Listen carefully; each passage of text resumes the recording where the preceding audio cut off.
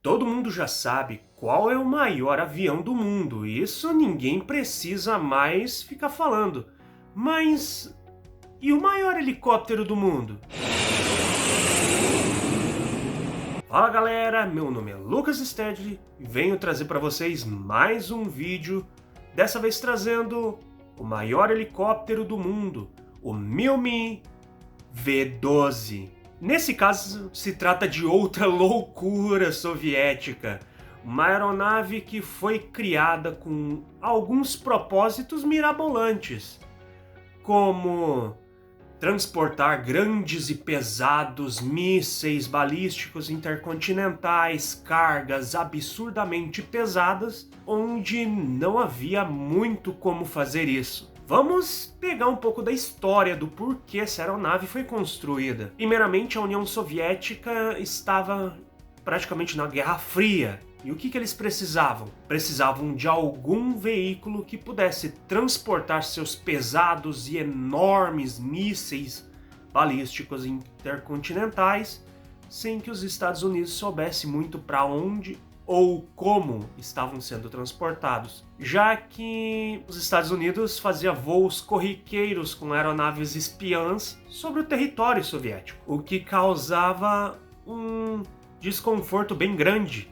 O que eles resolveram fazer? Construir um helicóptero gigantesco que pudesse ter capacidade de transportar mais de 40 toneladas com facilidade. Nascia aí o projeto do Milme V12. Esse é sem dúvida o maior helicóptero já construído, pois seu projeto visava ter uma capacidade extremamente alta, sem falar em sua autonomia. A ideia era juntar o maior turbohélice já construído, que vou fazer vídeo sobre ele, com o helicóptero, o Milme V12, pois havia um problema. A União Soviética não tinha estrutura para grandes aeroportos. Não podia operar aviões em qualquer lugar. O que mais ajudava eram os helicópteros. Mesmo o Mi-6 não era lá muita coisa. Ele podia transportar no máximo 20 toneladas e só. Ele não conseguia transportar coisas mais pesadas que isso. E as rodovias não eram lá tão bem feitas ou com uma qualidade adequada para fazer um transporte de coisas tão pesadas por um caminho tão longo. E os helicópteros também poderiam chegar em locais com mais difícil acesso. O Milme V12 foi criado para isso, transportar cargas gigantescas e extremamente pesadas para locais inóspitos, praticamente inacessíveis. Mas havia um problema. Como fazer isso? A empresa que fez o Milme 6 resolveu utilizar a mesma aeronave. Eles pegaram o Milme 6 e tentaram alongar sua estrutura, mas isso aumentaria muito o peso. Esse peso precisaria de mais potência, só que o Milme 6 tem apenas 2 motores turbo-eixo. Eles precisariam de mais potência. Então, logo foi cogitado utilizar 4 motores turbo-eixo. Mas havia outro problema. 2 motores ligados em um rotor já dava trabalho. Imagine colocar 4 para poder girar um rotor. Então a ideia deles foi duplicar os rotores. Eles também pensaram em fazer algo similar ao CH-47 Chinook, com os rotores alinhados um na frente do outro. Mas largaram a ideia de lado, pois ficaria muito complicado de fazer sem falar na sua estabilidade. Então eles fizeram uma estrutura similar a uma asa e colocaram os rotores nas pontas. Nascia aí o primeiro protótipo. Primeiro protótipo porque apenas 2 foram construídos, por causa de algumas outras peculiaridades.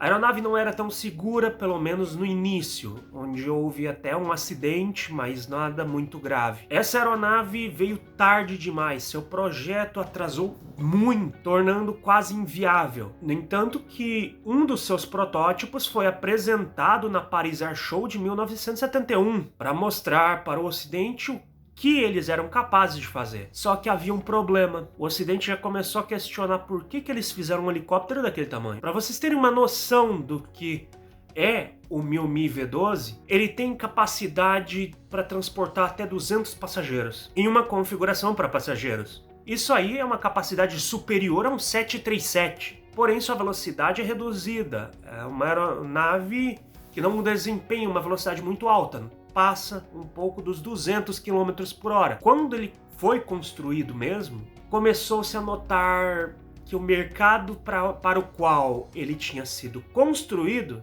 já não era mais viável. Primeiro fator, os mísseis balísticos que eram para ele transportar passaram a ser feitos de materiais mais leves e passaram a ser menores, o que tornava mais fácil levá-los por rodovias ou outras aeronaves menores. Passageiros, não existe qualquer demanda para transportar 200 passageiros de um local no meio do nada para algum lugar, alguma cidade grande. Então ele se tornou praticamente inviável. O que essa aeronave tem de peculiar? Bom, sua cabine é separada em 2 decks.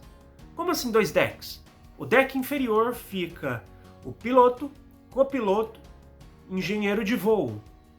No deck de cima, navegador, operador de rádio e outro engenheiro de voo que passa a monitorar os sistemas elétricos do helicóptero. Essa aeronave era uma aeronave bem complexa, hein? Vou te contar. Se os helicópteros de hoje em dia já são chatos de pilotar, imagine um trambolho desse tamanho naquela época. Enfim, o que houve com esses 2 helicópteros que foram construídos? Essas 2 unidades. O primeiro está na base da fabricante, lá em Moscou, porém está abandonado. E o segundo está no museu, está aberto a visitações. Tá aí uma das aeronaves que eu gostaria de ver de perto, hein? Bom, essa foi a história sobre o maior helicóptero que já foi construído. Tinha que ser uma loucura soviética. Espero que tenham gostado. Deixe o seu like, se inscreve no canal, aperta o sininho para não perder as notificações. E até a próxima, galera. Fui!